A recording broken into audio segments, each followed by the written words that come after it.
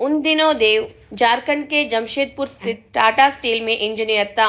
वो पंजाब के मूंग जिले का रहने वाला था, परंतु उसके पिता का जमशेदपुर में बिजनेस था। यहाँ जमशेदपुर को टाटा भी कहते हैं।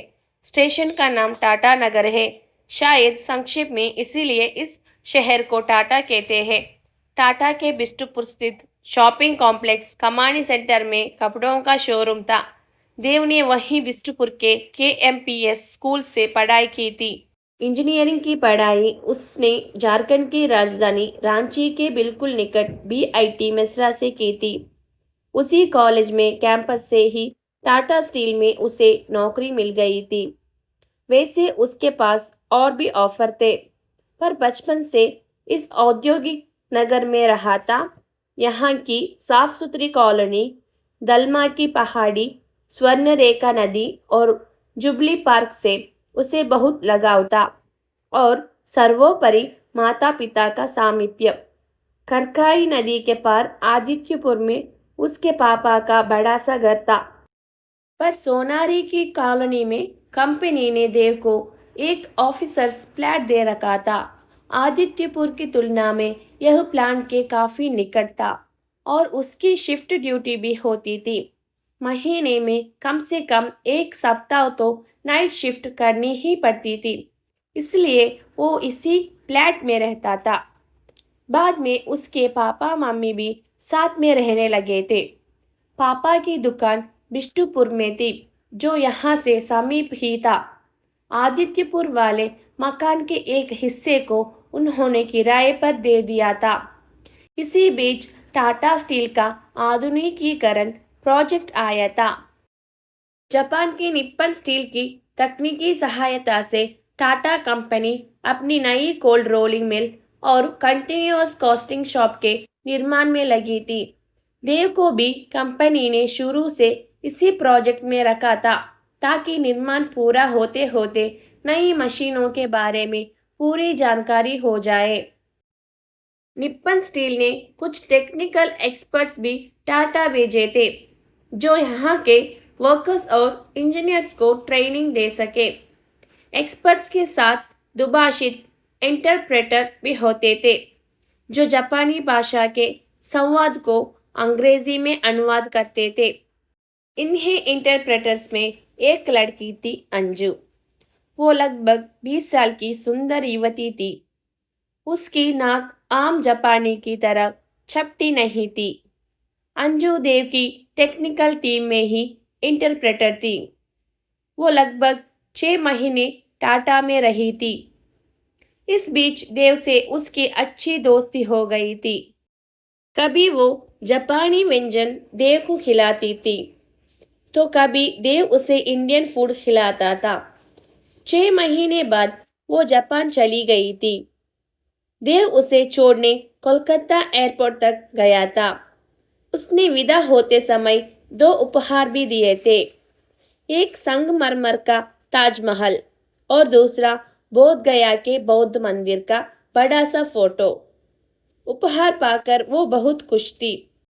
जब वो एयरपोर्ट के अंदर प्रवेश करने लगी, तब देव ने उससे हाथ मिलाया और कहा बाय बाय। अंजू ने कहा सायोनारा, और फिर हंसते हुए हाथ हिलाते हुए सुरक्षा जांच के लिए अंदर चली गई। कुछ महीने के बाद नई मशीनों का संचालन सीखने के लिए कंपनी ने देव को जापान स्थित निप्पन स्टील प्लांट भेजा। जापान के ओसाका स्थित प्लांट में उसकी ट्रेनिंग थी। उसकी भी 6 महीने की ट्रेनिंग थी। इत्तेफाक से वहाँ भी इंटरप्रेटर अंजू ही मिली। वहाँ दोनों मिलकर काफ़ी खुश थे। वीकेंड में दोनों अक्सर मिलते और काफ़ी समय साथ बिताते थे। देखते देखते दोस्ती प्यार में बदलने लगी। देव की ट्रेनिंग खत्म होने में 1 महीना रह गया, तो देव ने अंजू से पूछा, यहाँ आसपास कुछ घूमने लायक जगह है तो बताओ। हाँ, हिरोशिमा ज़्यादा दूर नहीं है। बुलेट ट्रेन से 2 घंटे से कम समय में पहुंचा जा सकता है। यह तो बहुत अच्छी बात है। मैं वहां जाना चाहूँगा। द्वितीय विश्व युद्ध में अमेरिका ने पहला एटम बम वहीं गिराया था। हाँ, 6 अगस्त 1945 के उस मनहूस दिन को कोई जापानी क्या पूरी दुनिया नहीं भूल सकती है। दादाजी ने कहा था कि करीब 80,000 लोग तो उसी क्षण मर गए थे और आने वाले 4 महीनों के अंदर ही यह संख्या लगभग 1,49,00,000 हो गई थी। हाँ, यह तो बहुत बुरा हुआ था। दुनिया में ऐसा दिन फिर कभी ना आए। अंजू बोली, ठीक है, मैं भी तुम्हारे साथ चलती हूँ। परसों ही तो 6 अगस्त है। वहाँ शांति के लिए जापानी लोग इस दिन हिरोशिमा में प्रार्थना करते हैं। 2 दिन बाद देव और अंजू हिरोशिमा गए। वहाँ 2 दिन रुके। 6 अगस्त को मेमोरियल पीस पार्क में जाकर दोनों ने प्रार्थना भी की। फिर दोनों होटल आ गए। लंच में अंजू ने अपने लिए जापानी लेडी ड्रिंक शोंचू ऑर्डर किया तो देव की पसंद भी पूछी। देव ने कहा, आज मैं भी शोंचू ही टेस्ट कर लेता हूँ।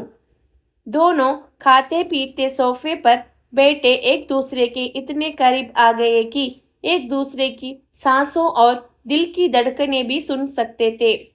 अंजू ने ही पहले उसे किस किया और कहा, एशिते इमासु। देव इसका मतलब नहीं समझ सका था और उसका मुंह देखने लगा था। तब वो बोली, इसका मतलब आई लव यू। इसके बाद तो दोनों दूसरी ही दुनिया में पहुंच गए थे। दोनों कब 2 से 1 हो गए किसी को होश ना था। जब दोनों अलग हुए तब देव ने कहा, अंजू, तुमने आज मुझे सारे जहां की खुशियां दे दी है। मैं तो खुद तुम्हें प्रपोज करने वाला था, तो अब कर दो ना। शर्म तो मुझे करनी थी और शर्मा तुम रहे थे। लो, अभी किए देता हूँ। अभी तो मेरे पास यही अंगूठी है, इसी से काम चल जाएगा। इतना कहकर देव अपने दाहिने हाथ की अंगूठी निकालने लगा। अंजू ने उसका हाथ पकड़कर रोकते हुए कहा, तुमने कहा और मैंने मान लिया। मुझे तुम्हारी अंगूठी नहीं चाहिए। इसे अपनी ही उंगली में रहने दो। ठीक है, बस 1 महीने से भी कम समय बचा है ट्रेनिंग पूरी होने में। इंडिया जाकर मम्मी पापा को सब बताऊंगा और फिर तुम भी वहीं आ जाना। इंडियन रिवर से ही शादी के फेरे लेंगे, देव बोला। अंजू बोली, मुझे उस दिन का बेसब्री से इंतजार रहेगा। ट्रेनिंग के बाद देव इंडिया लौट आया। इधर उसकी गैर हाजिरी में उसके पापा ने उसके लिए एक लड़की पसंद कर ली थी। देव भी उस लड़की को जानता था। उसके पापा के अच्छे दोस्त की लड़की थी। घर में आना जाना भी था। लड़की का नाम अंजिदर था। वो भी पंजाबी थी। उसके पिता का भी टाटा में ही बिजनेस था, पर बिजनेस और सट्टा बाजार दोनों में बहुत घाटा होने के कारण उन्होंने आत्महत्या कर ली थी। अंजिदर अपनी बिरादरी की अच्छी लड़की थी। उसके पिता की मौत के बाद देव के माता पिता ने उसकी माँ को वचन दिया था कि अंजिदर की शादी अपने बेटे से ही करेंगे। देव के लौटने के बाद जब उसे शादी की बात बताई गई तो उसने इस रिश्ते से इनकार कर दिया। उसकी माँ ने उससे कहा, बेटे, अंजिदर की माँ को उनकी दुख की घड़ी में यह वचन दिया था कि बूढ़ी का कुछ बोझ हल्का हो जाए। अभी भी उन पर बहुत कर्ज है। और फिर अंजिदर को तो तुम भी अच्छी तरह जानते हो, कितनी अच्छी है। वो ग्रेजुएट भी है। पर माँ, मैं किसी और को पसंद करता हूँ। मैंने अंजिदर को कभी इस नज़र से नहीं देखा है। इसी बीच उसके पापा भी वहाँ आ गए। माँ ने पूछा, पर हम लोगों को तो अंजिदर में कोई कमी नहीं दिखती है। अच्छा, ज़रा अपनी पसंद तो बता। मैं उस जापानी लड़की अंजू से प्यार करता हूँ। वो एक बार हमारे घर भी आई थी, याद है ना? देव के पिता ने नाराज होकर कहा, देख देव, उस विदेशी से तुम्हारी शादी हमें हरगिज मंजूर नहीं। आखिर अंजिदर में क्या कमी है? अपने देश में लड़कियों की कमी है क्या कि चल दिए विदेशी लड़की खोजने। हमने उस बेचारी को वचन दे रखा है। बहुत आस लगाए बेटी है, माँ बेटी दोनों। पर पापा, मैंने भी, उसके पापा ने बीच में ही उसकी बात काटते हुए कहा, कोई परवाह नहीं सुननी है हमें। अगर अपने मम्मी पापा को जिंदा देखना चाहते हो तो तुम्हें अंजिदर से शादी करनी ही होगी। थोड़ी देर तक सभी खामोश थे। फिर देव के पापा ने आगे कहा, देव, तू ठीक से सोच ले, वरना मेरी भी मौत अंजिदर के पापा की तरह निश्चित है और उसके जिम्मेदार सिर्फ तुम होगे। देव की माँ बोली, छी छी, अच्छा बोलिए, अब सब कुछ तुम्हारे लाडले पर है। कहकर देव के पापा वहां से चले गए। ना चाहते हुए भी देव को अपने पापा मम्मी की बात माननी पड़ी थी। देव ने अपनी पूरी कहानी और मजबूरी अंजू को भी बताई, तो अंजू ने कहा था कि ऐसी स्थिति में उसे अंजिदर से शादी कर लेनी चाहिए।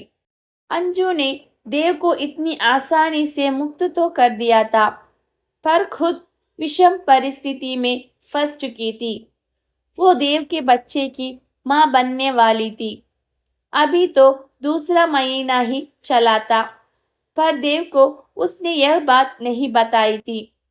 उसे लगा था कि यह सुनकर देव कहीं कमजोर ना पड़ जाए। अगले महीने देव की शादी थी। देव ने उसे भी सपरिवार आमंत्रण किया था। लिखा था कि हो सके तो अपने पापा मम्मी के साथ आए। अंजू ने लिखा था कि वो आने की पूरे जोर से कोशिश करेगी, पर उसके पापा मम्मी का तो बहुत पहले ही तलाक हो चुका था। वो नानी के यहाँ पली थी। देव की शादी में अंजू आई, पर उसने अपने को पूरी तरह नियंत्रित रखा। चेहरे पर कोई गिला या चिंता न थी। पर देव ने देखा कि अंजू को बार बार उल्टियां आ रही थी। उसने अंजू से पूछा, तुम्हारी तबीयत तो ठीक है? अंजू बोली, हाँ, तबीयत तो ठीक है। कुछ यात्रा की थकान है और कुछ पार्टी के हैवी रिच फूड के असर से उल्टियां आ रही है। शादी के बाद उसने कहा, पिछली बार मैं बोध गया नहीं जा सकी थी, इस बार वहां जाना चाहती हूँ। मेरे लिए एक कैब बुक कर दो। ठीक है, मैं एक बड़ी गाड़ी बुक कर लेता हूँ। अंजिदर और मैं भी साथ चलते हैं। अगले दिन सुबह सुबह देव, अंजिदर और अंजू तीनों गया के लिए निकल गए। अंजू ने पहले से ही दवा खा ली थी ताकि रास्ते में उल्टियां ना हो। दोपहर के कुछ पहले ही वे लोग वहां पहुंच गए। रात में होटल में एक ही कमरे में रुके थे तीनों। हालांकि अंजू ने बार बार अलग कमरे के लिए कहा था, अंजिदर ने ही मना करते कहा था, ऐसा मौका फिर मिले ना मिले, हम लोग एक ही रूम में जी भरकर गप करेंगे। अंजू गया से ही जापान लौट गई थी। देव और अंजिदर एयरपोर्ट पर विदा करने गए थे। एयरपोर्ट पर देव ने जब बाय बाय कहा तो फिर अंजू ने हंसकर कहा, सायोनारा, कांटेक्ट में रहना। समय बीतता गया। अंजिदर को बेटा हुआ था और उसके कुछ महीने पहले अंजू को बेटी हुई थी। उसकी बेटी का रंग तो जापानियों जैसा बहुत गोरा था, पर चेहरा देव का डुप्लीकेट। इधर अंजिदर का बेटा भी देखने में देव जैसा ही था। देव, अंजिदर और अंजू का संपर्क इंटरनेट पर बना हुआ था। देव ने अपने बेटे की खबर अंजू को दे रखी थी, पर अंजू ने कुछ नहीं बताया था। देव अपने बेटे शिवम का फोटो नेट पर अंजू को भेजता रहता था। अंजू भी शिवम के जन्मदिन पर और अंजिदर एवं देव की एनिवर्सरी पर गिफ्ट भेजती थी। देव जब उससे पूछता कि शादी कब करोगी, तो कहती मेरी पसंद का लड़का नहीं मिल रहा या और किसी न किसी बहाने टाल देती थी। एक बार देव ने अंजू से कहा, जल्दी शादी करो, मुझे भी गिफ्ट भेजने का मौका दो। आखिर कब तक वेट करोगी आदर्श पति के लिए? अंजू बोली, मैंने मम्मी पापा की लाइफ से सीख ली है, शादी वादी के झंझट में नहीं पड़ना है, इसलिए सिंगल मदर बनूंगी। एक बच्ची को कुछ साल हुए अपना लिया है, पर ऐसा क्यों किया?